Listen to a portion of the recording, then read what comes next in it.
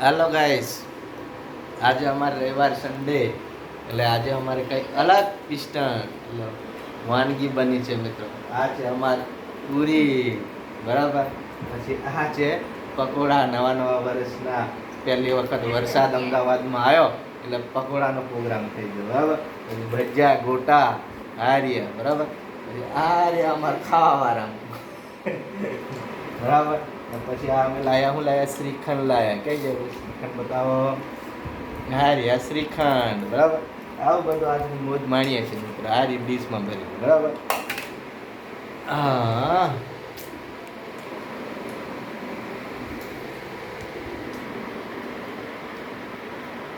एक पूरी, एक पकौड़ू, एक गोटा आ गया हमारा खाने के लिए डिश में तैयार. चलो चलो चलो चलो, बाय बाय. એટલું જ